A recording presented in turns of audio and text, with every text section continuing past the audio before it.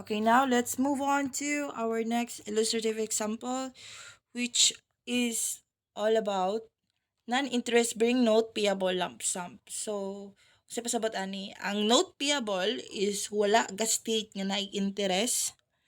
At the same time, lump sum, which means isang bagsakan ang bayaran of, okay? More siya sa bond payable pa na, term bond, na specific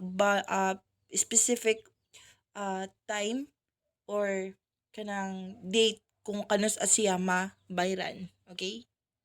So, we have here a problem.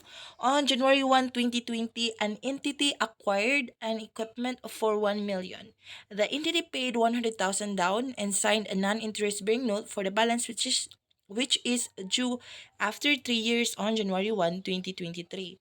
Okay, so si entity nipalit siya og equipment worth 1 million. So 1 million mo na to siya imong note payable, imong bayaran. Now, the entity paid 100,000 down. So, 100,000 down, which means ni down payment ka, ang imo na lang note payable is 900,000 jud. Mo na lang jud na imong utang because you have already have a down payment. At the same time, ng interest bearing note, ang imong note payable is wala gibutang or ang imong promissory note is walay interest nga gibutang. And it is due after 3 years. So, na maturity date nga ika January 1, 2023 adto nimo mabayran imong note payable. So, observe that there was no established cash price for the equipment. The same with the last example, wala siya cash price, wala siya interest rate. Okay? Mabantayan niyo wala interest rate. Now, si entity ga-research na pod kung pila ang butang natong prevailing market rate, kung pila ang rate sa market ana nga note payable, and the prevailing interest rate for this type of note is 10%. Okay, it shows that it is 10%. The effective rate of that note payable is equal to 10%. Now, na nating interest rate, we're gonna look for the cash price. Okay? Pila ang cash price nga ma-receive for that equipment. Okay? Last time, di ba, we use PV of ordinary annuity of 1 because a series ang bayad, di ba, installment basis. Every year end, magbayad ta og 200,000. Karon ningon siya nga, igka 3 years, January 1, 2023, dapat mabayaran na ang note payable. So, dili ta mo gamit og PV of ordinary annuity 1, but instead, we will use the PV of 1. Okay? So, how do we calculate PV of 1?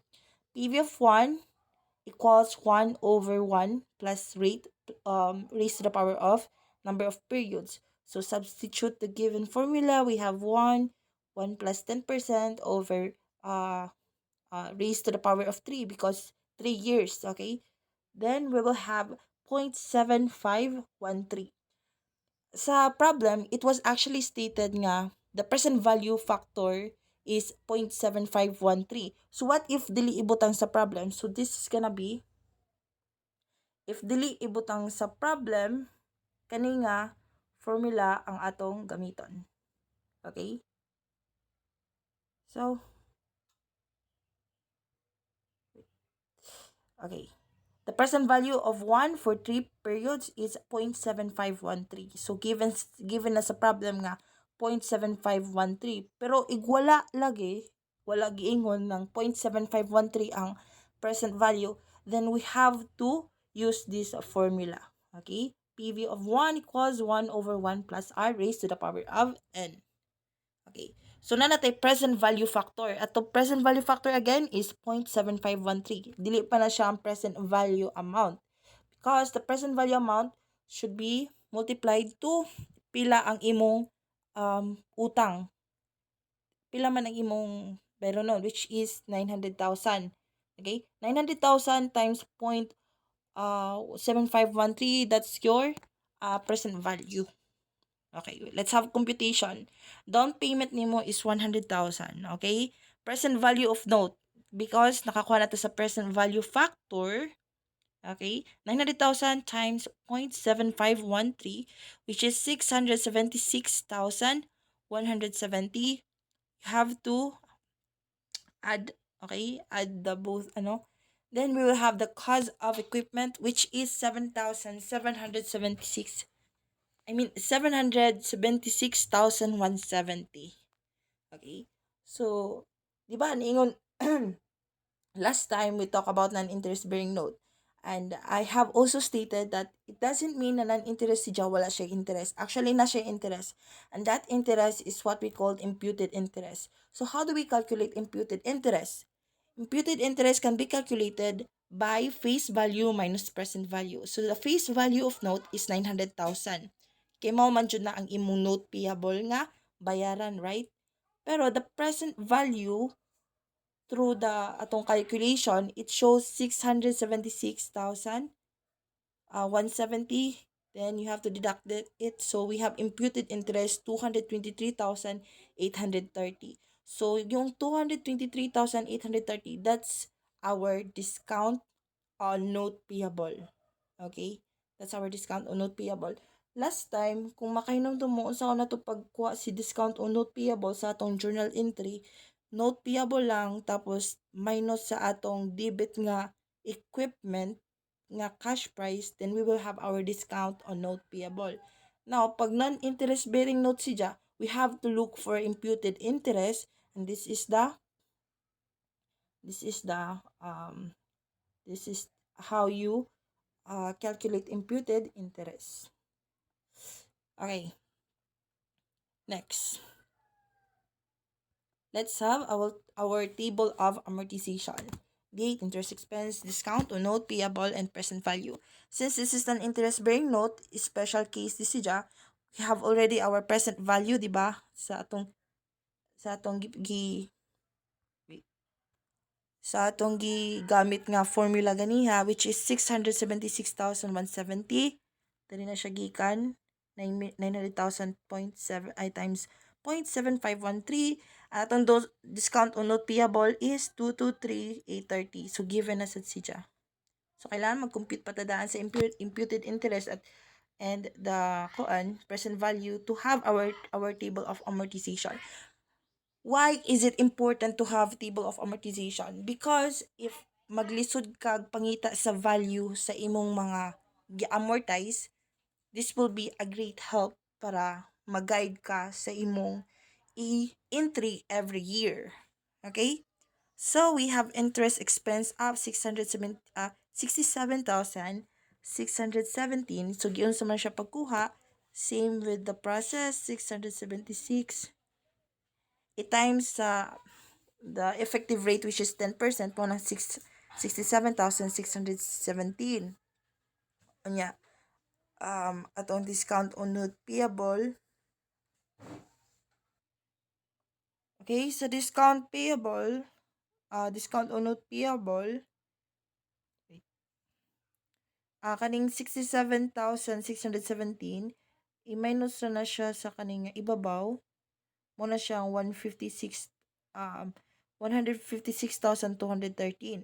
Again, 223,830 minus the interest expense, mo na makuha siya sa 156. Same process here sa ubos, 156,213 i-minus 73, mo na siyang 81,834.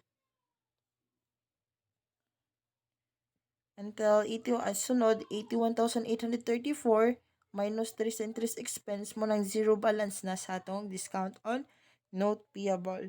Okay? Nga, ang present value is that 676,170. I-add ni mo siya dari sa discount on note payable, mo ni siya ang amount na sunod. 787. After that one, add na po siya sa ubos. 818,166. Unya, mali di ay. So, the present value is calculated by the preceding balance plus the interest expense every year.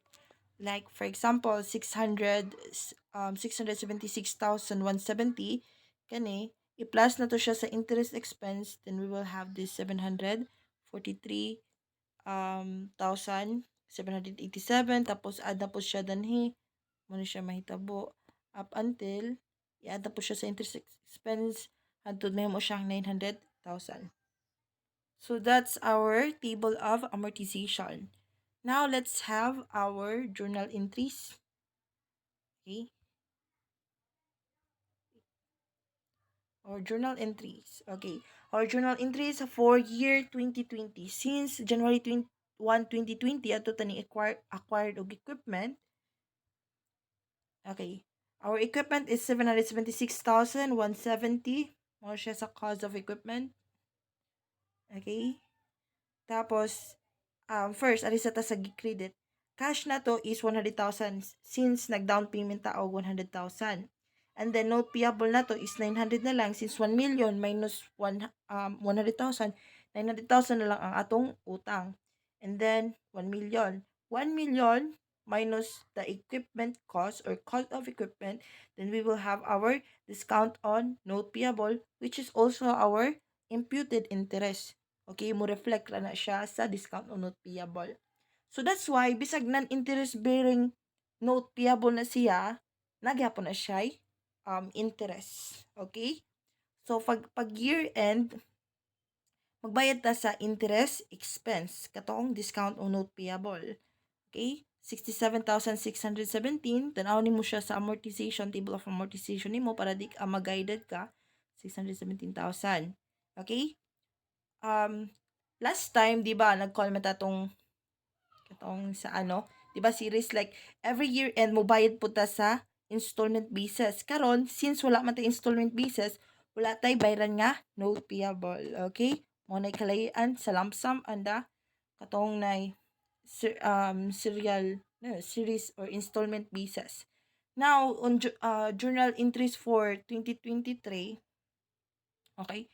Pagka 2023, after 3 years, nag-maturity date na, mubayad na ta sa utang nga 900,000, note payable and cash nga 900,000. Ngano 900,000 man? Since isang bagsakan raman ang imong bayad, kaya nga sinabi nga lump sum. So, depende na siya sa sabot or agreement nga naka-written sa inyong promissory note. If ano ba siya, isang bagsakan or in series. So, depende na lang sa agreement between both party, the maker and the bearer. Or the issuer, the issuer and the payee.